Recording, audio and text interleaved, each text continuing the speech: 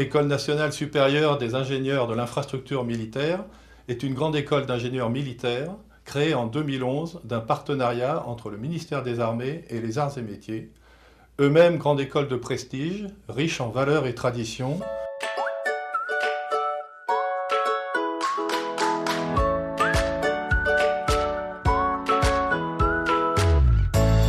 Nous formons des officiers, ingénieurs de haut niveau dans les domaines du génie civil et du bâtiment, assurés de servir au sein du SID dès leur sortie d'école, au profit des forces en métropole, outre-mer, à l'étranger et sur les théâtres d'opérations extérieures. La formation, d'une durée totale de 4 années, comprend une première année de formation militaire, suivie de 3 années de formation d'ingénieur, connectés au monde de la défense, des entreprises, et le tout avec une connotation internationale très prononcée.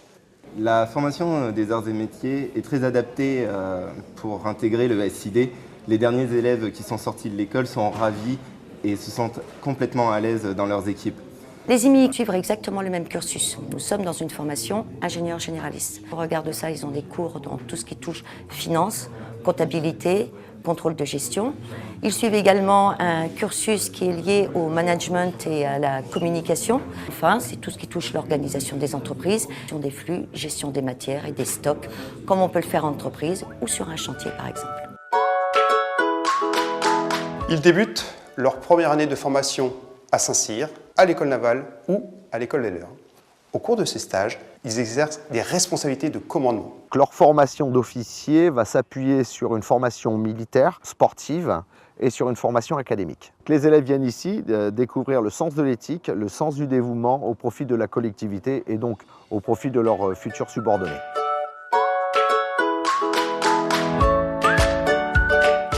En début d'année, nous accueillons des étudiants.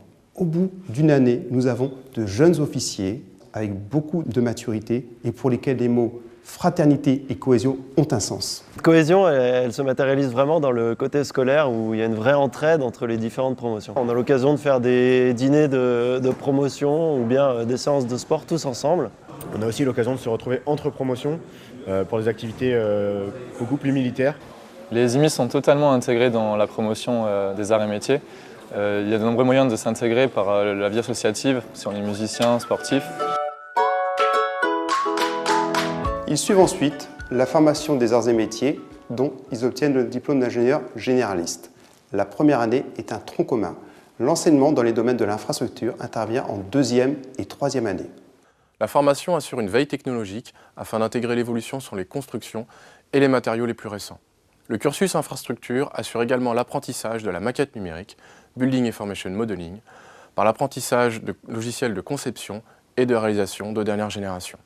Cet apport de connaissances se conjugue par l'intermédiaire d'enseignements spécifiques de réalisation et de construction. Il y a une partie travaux pratiques et surtout une cohérence entre ce qu'ils voient en travaux pratiques et l'aspect scientifique, au travers notamment des simulations numériques. Et donc ce diptyque théorie-pratique forme des gens qui ont l'esprit bien fait et qui sont capables d'appréhender des problèmes réels. Grâce à la formation qu'ils obtiennent ici, ils seront aptes à intégrer le réseau du SID.